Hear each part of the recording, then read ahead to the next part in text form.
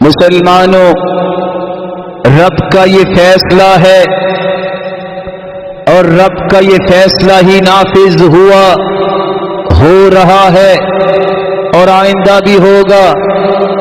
ان شانئک هو الابتر، اے میرے محبوب صلی اللہ علیہ وسلم، تیرا دشمن بے نسل ہوگا، اس کی کوئی قوت دنیا میں قائم نہیں ہو سکتی۔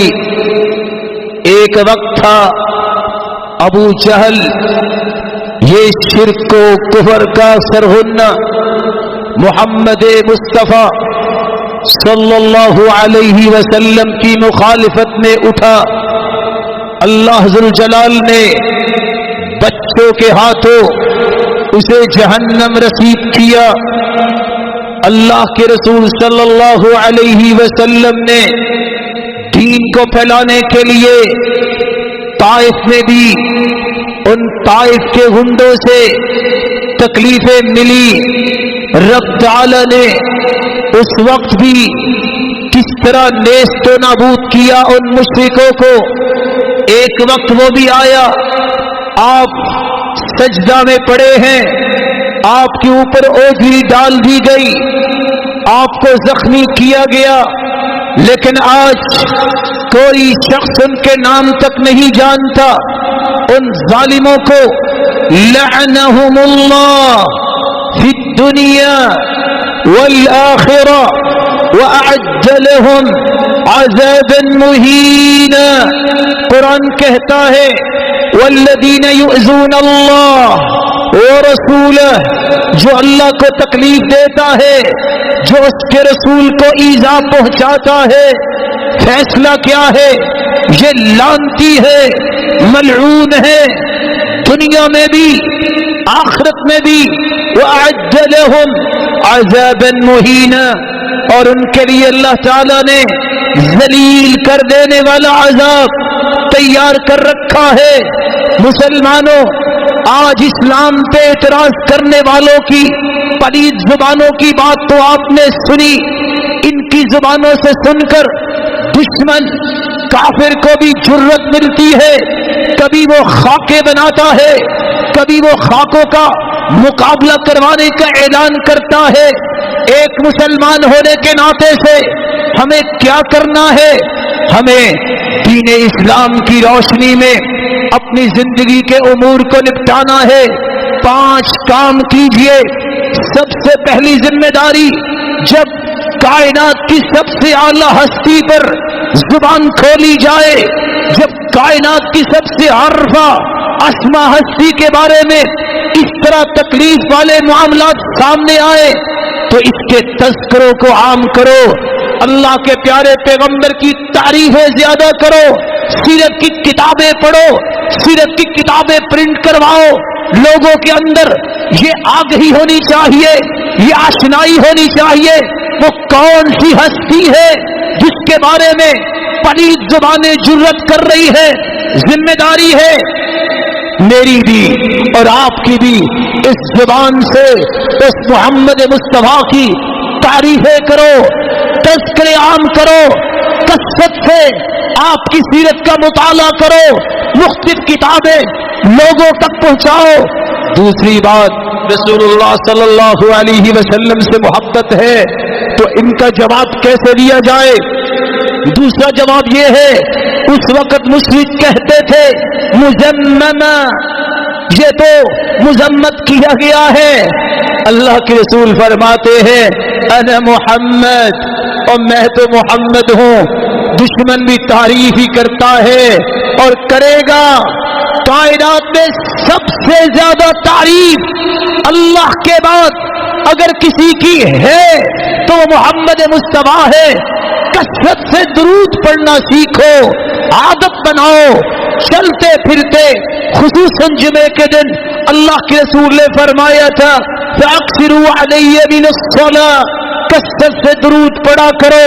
درود پڑھنے سے 10 نیکیاں تو ملیں گی، گناہ تو معاف ہوں گے، درجات تو بلند ہوں گے. وصلی اللہ علیہ وملائکتہ 70 صلاة فلیقل عبد من ذلك او لیکثر. تم ایک مرتبہ درود پڑھو گے، اپنی محبت کا یہ انداز پیش کرو گے، رب تعالیٰ کو پسند آئے گا. ایک مرتبہ درود کے مقابلے میں اللہ ذوالجلال اپنی 70 رحمتیں تم پہ نشاور کر دیں گے. تم ایک مرتبہ درود پڑھو گے. وَمَلَائِكَتُهُ 70 صَلَاةً، ایک مرتبہ درود پڑھو گے، کھربوں کی تعداد میں فرشتے. میں کھربوں کیوں کہہ رہا ہوں؟ روایت کہتی ہے بیت اللہ، اس کے اوپر آسمانوں میں بھی بیت المعمور ہے جس کا طواف فرشتے کرتے ہیں. جو ایک مرتبہ طواف کرتا ہے قیامت تک دوبارہ اس کی باری نہیں آئے گی. اور کتنے فرشتے ہوں گے؟ ملائکہ، اللہ کے کھربوں فرشتے ایک مرتبہ درود پڑھنے کے نتیجے میں تمہارے لیے برکت، بخشش، مغفرت کی دعائیں کریں گے. اللہ کے رسول صلی اللہ علیہ وسلم نے فرمایا یہ محبت کا انداز چھوٹا نہیں. اگر صبح اور شام 10 مرتبہ درود پڑھ لو گے، خوش ہو جاؤ. قیامت کی ہول ناکیوں میں جب کوئی کسی کو پہچانے گا نہیں، میں محمد تمہاری سفارش کروں گا. یہ نذرانہ چھوٹا نہیں، یہ اللہ کے رسول کی محبت کا انداز معمولی نہیں. کثرت سے درود پڑھیے. اللہ کے رسول صلی اللہ علیہ وسلم نے فرمایا اذا تکفى همك ويغفر لك ذنبك. کثرت سے درود پڑھو، کیا نتیجہ نکلے گا؟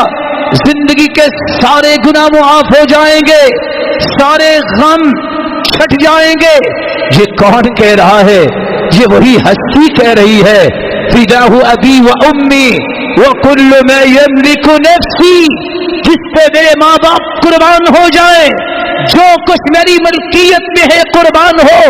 یہ اس ہستی کی زبان سے نکلا ہے جس کی زبان سے اللہ نے حق کو جاری کر دیا. تیسرا طریقہ، اگر آپ ان خاکوں کا جواب دینا چاہتے ہو تو یاد رکھنا اس کا تیسرا طریقہ یہ ہے. اگر سچی محبت ہے، دشمن جو کہتا ہے کہتا رہے ما عززوا باطل ولو طلع القمر من بین جبینہ. یاد رکھو باطل کبھی عزت نہیں پا سکتا اگرچہ اس کے ماتھے سے چاند نکل کے آسمان پہ چڑھ کے چمکنے لگ جائے. لیکن یہ بھی یاد رکھنا ما ذل ذو حق، حق والے کبھی پریشان نہیں ہوتے، ذلیل نہیں اللہ ان کو کرتا. ولو افق العالم علی، پوری دنیا اس کے بارے میں تالیاں بجاتی نظر آئے، حق والوں کا کام یہ ہے اپنے حق پہ اور ڈٹ جاؤ. سعد رضی اللہ تعالیٰ عنہ نے کہا تھا او میرے ساتھیوں، میں تو جا رہا ہوں اپنے رب کے پاس، لیکن یاد رکھنا اگر تم میں سے کوئی ایک بھی بچا اور آپ کی زندگی میں محمد مصطفیٰ تک دشمن پہنچ گیا تو قیامت کے دن تمہارے پاس کوئی بہانہ پیش کرنے کے لیے نہیں ہوگا. ہارون الرشید نے امام مالک سے پوچھا تھا کیا خیال ہے جو نبی کے بارے میں نازیبا لفظ بولتا ہے؟ کہا کیا مطلب؟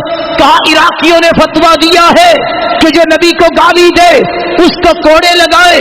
امام مالک غصے میں آئے، کہا کیا کہہ رہے ہو؟ کس کے کوڑوں کی بات؟ اس امت کو زندہ رہنے کا حق کیا ہے جس کے پیغمبر کے بارے میں کوئی زبان کھولے اور وہ زندہ رہے اور اس کے اندر یہ غیرت نہ جاگے؟ یہ کیسے جاگے گی؟ اللہ کے رسول کی سنت کو مانو، اس کی ہر کام کو اور مضبوطی سے تھامو. تمسکو بہدیہ، اس کی سنت کو، اس کے طریقے کو اور اس کے دین کو اور مضبوطی سے تھامو. دشمن کے لیے سب سے بڑا وار یہ ہوتا ہے وہ نام مٹانے کے لیے اس طرح کی بزدلانہ حرکتیں کرتے ہیں. مومن اطاعت، اتباع، فرما برداری، آپ کی سنت کا علم اٹھا کر آپ کی حدیث اور سنت کی تعلیم، تربیت، دعوت اور اس کو سکھانے، سمجھانے، عام کرنے، دنیا کے کونے کونے تک پہنچانے کے لیے کدو کاوش کرتا ہے. اور یہی ایک طریقہ ہے جس سے دشمن اپنے حسد میں ہی مرتا ہے کہ میرا کام تو نہ ہوا، یہ تو اور بڑھ گئے. ایک وقت آیا تھا جس نے محمد مصطفیٰ کے خاکے ظالم نے بنائے. آپ کو علم نہیں کہ اللہ نے کس طرح مسلمانوں کی مدد کی، کتنے لوگ مسلمان ہوئے. دشمن بھی پکار اٹھا، واقع یہی ہستی ہے. اور کہنے والا کہتا ہے تھا وہ کافر، اگر میں زندہ ہوتا اس وقت تو میں محمد کے قدموں میں بیٹھ جاتا، کیونکہ اس جیسا انسان تاریخ میں نہیں آیا. چوتھا طریقہ، اگر دشمنوں کا جواب دینا ہے تو اس کا یہ بھی طریقہ ہے، آپ صلی اللہ علیہ وسلم کی نافرمانی چھوڑ دو. ایک طرف نعرہ لگائے کہ حرمت رسول پہ جان بھی قربان ہے، دوسری طرف مسجد کی بجائے قبر کو سجدہ کرنا چھوڑو. ایک طرف نعرہ لگائے حرمت رسول پہ جان بھی قربان ہے، لگتا ہے بھول گیا جان قربان کرنے سے پہلے داڑھی کو قربان کر دیتا ہے. شاید چھری ہاتھ سے تذبذب کی حالت میں چلاتا ہے، وہ اوپر چل جاتی ہے. کس طرح کا نعرہ ہے؟ پہلے اپنی نافرمانی کو ختم کرو. یہ نبی کریم کی سنت ہے، جس کو رب کے محبوب کے چہرہ پسند نہیں ہے. میں کیا کہوں؟ اگر کل کو فیصلہ یہ ہو گیا کہ تمہیں تو رب کے محبوب کا چہرہ پسند نہیں، تم کس محبت کے دعوے دار ہو؟ کیا جواب ہوگا؟ نافرمانی چھوڑو، جو حدیث میں آیا ہے اس کو اختیار کرو، بدعات ختم کرو، بناوٹی قصے، کہانیاں، اپنے کشید کیے ہوئے تجربات، اپنے کشید کیے ہوئے دین کے مفاہیم کو اپنے پاؤں تلے رون دو. اگر کامیابی چاہتے ہو نبی کی نافرمانی، اور یہ میں کیوں زور دے رہا ہوں شرک اور بدعت پہ، کیونکہ شرک کی کوئی معافی نہیں. اگر دنیا میں معافی نہ مانگی گئی، ان اللہ لا یغفر ان یشرک به ویغفر ما دون ذلک لمن یشاء. اللہ ذو جلال شرک کو معاف نہیں کریں گے. اور میں بدعت پہ زور کیوں دے رہا ہوں؟ حسن بصری کہا کرتے تھے جو بدعتی کے ساتھ بیٹھ ہی جاتا ہے اللہ اس کے دل سے نور کو کھینچ لیتے ہیں. جو کسی بدعتی کی مدد کرتا ہے، قاضی حضیل بن عیاض کہا کرتے تھے فقط اعان علی ہدم الاسلام، اس نے اسلام کی عمارت کو گرانے میں مدد کی ہے. اور میں کیوں زور دے رہا ہوں؟ ان اللہ احتجز احتجب احتجر التوبہ عن كل صاحب بدعہ. بدعتی کی توبہ ہی قبول نہیں اللہ فرماتے، اللہ دیکھنا بھی پسند نہیں کرتے. حسن بصری فرماتے ہیں حتی یدعها، بدعتی جب تک بدعت چھوڑ نہیں دیتا اس وقت تک اس کی عبادت کیا، اس کی توبہ ہی قبول نہیں. ساری رات سجدے میں پڑا رہے، سارا دن زبان سے حرکت دیتا رہے، ذکر کرے، لیکن نبی کا طریقہ اسے پسند نہیں، محمد مصطفیٰ کی عظمت کا قائل نہیں، سنت کے مطابق نہیں، حدیث کے مخالف ہے. یاد رکھنا اس کی تو توبہ قبول نہیں. اور آخری بات میں کیے دیتا ہوں، ان خاکوں کا جواب وہ جواب ہے جو رسول اللہ صلی اللہ علیہ وسلم نے سکھایا. تمہیں جہاد کرنا ہوگا. کون سا جہاد؟ جس کو اسلام جہاد کہتا ہے. اسلام نے 13 قسم کا جہاد بیان کیا ہے. اللہ کے رسول صلی اللہ علیہ وسلم کے جہاد کی بابت ابن القیم لکھتے ہیں آپ نے 13 درجے کا جہاد کیا. جہاد النفس علی تعلم الدین، دین کو سیکھنے میں کوشش اور جہاد کرو.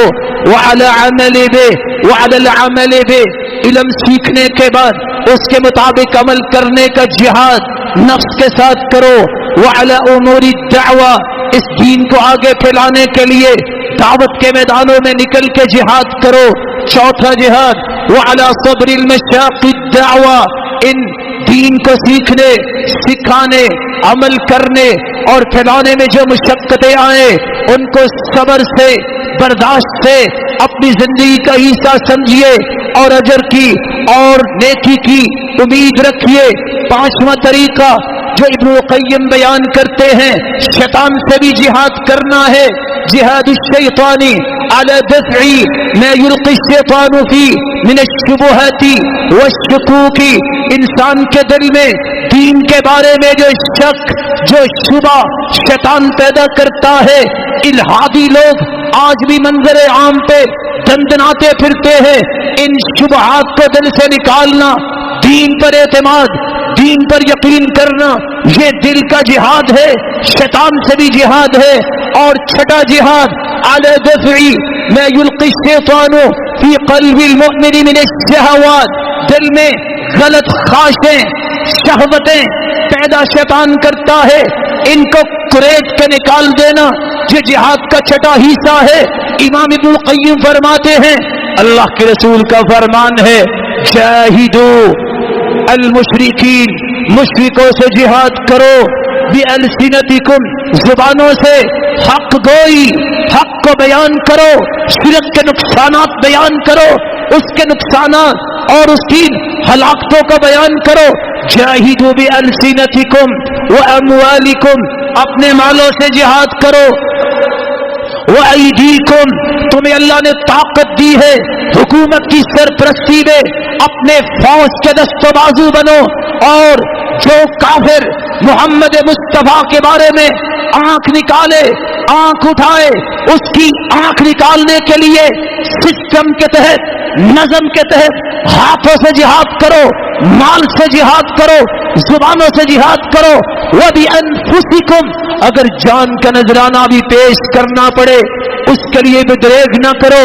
اور تیسری روایت میں آتا ہے، من رأى منكم منکرا فلیغیرہ بیدی، جو برائی کو دیکھے ہاتھ سے روکے. یہ کس کی ذمہ داری ہے؟ حکومت کی ذمہ داری ہے. فإن لم يستطع، جو اس منزلت میں نہیں، جو اس شعبے میں نہیں، فبلسانی، اس کو اپنی زبان سے برائی روکنی چاہیے. یہ کن کی ذمہ داری ہے؟ حق اور سچ اور حقیقتوں کو آگاہی کی طرف لے جانا علماء کی ذمہ داری ہے. فإن لم يستطع فبقلبی وذلك اضعف الایمان، اگر اتنی بھی طاقت نہیں تو دل سے برا جانیے. جہاں سب سے پہلی ذمہ داری میری اور آپ کی یہ بنتی ہے، حدیث کہتی ہے اذا اعملت الخطیئۃ فی الارض فانکرها، اگر کوئی گناہ ہو رہا ہو، اللہ کی نافرمانی ہو رہی ہو، جو برا سمجھتا ہے وہ ایسا ہے جیسے اس نے روکا اس کو. سب سے پہلے دل میں نفرت، بغض پیدا کیجئے کافروں کے بارے میں جنہوں نے حرزہ رسائی کی ہے، اور اس شخصیت کے بارے میں اپنے ہاتھوں کو حرکت اور زبانوں کو حرکت دی ہے. دوسرا طریقہ، لوگوں کو بتاؤ کس ہستی کے بارے میں یہ باتیں ہو رہی ہے. اس ہستی کے بارے میں اللہ ذو الجلال نے قرآن میں فرمایا ہے یہ صرف مسلمانوں کے لیے ہی رحمت نہیں، پوری انسانیت کے لیے رحمت ہے. تیسرا طریقہ، میرے بھائی، اگر وقت آئے حکومت کے ساتھ، اس کی سرپرستی میں فوج کے ساتھ مل کر ہر وقت اپنے آپ کو تیار رکھو. دشمن ہندوستان ہو یا ہالینڈ ہو، کوئی بھی ہو، یا امریکہ ہو، اللہ کی رحمت سے مومن بزدل نہیں ہوتا. کسی وقت بھی اگر دین بچانے کے لیے، رب کی توحید کی حفاظت کرنے کے لیے، محمد مصطفیٰ کی ذات اور سنت کی چاکری کرنے کے لیے ضرورت پیش آئے، سب سے پہلے اپنا مال، اپنی رائے، اپنی جان پیش کرنے کو سعادت سمجھنے کے لیے تیار رہنا. رب کے رسول کا فرمان ہے، علیکم بالجہاد فإنه باب من ابواب الجنہ یذہب اللہ بہ الہم والغم. جہاد کو لازم پکڑو، یہ جنت کا دروازہ ہے. اس سے غم اور پریشانیاں دور ہوتی ہیں. لیکن کیسے لازم پکڑو؟ جیسے حدیث بتاتی ہے، جیسے سب سے بڑے مجاہد نے سمجھایا ہے، اصولوں کی روشنی میں، ضابطوں کی روشنی میں، فساد نہیں، جہاد اسلام نے بولا ہے۔ اور اللہ کے رسول نے فرمایا تھا من لم يغزو ولم يحدث به نفسه مات على شعبة من نفاق، جو شخص جہاد نہیں کرتا یا اس کے دل میں تڑپ بھی نہیں ہے، یاد رکھنا وہ تو منافقت کی موت مرے گا۔ رب تعالی ہم سب کو محفوظ فرمائے، اور ہمیں اس بات کی بھی امید واثق ہے جس کو اللہ نے زبان دی ہے، جس کو اللہ نے عہدہ دیا ہے، جس کو منصب دیا ہے، اس کو بھی اپنی ذمہ داری ادا کرنی چاہیے، حکومت کو بھی اور وزراء کو بھی اور عوام کو بھی، علماء کو بھی اپنی اپنی ذمہ داری کو ادا کرنا یہ ایک ضروری امر ہے۔ اللہ ذوالجلال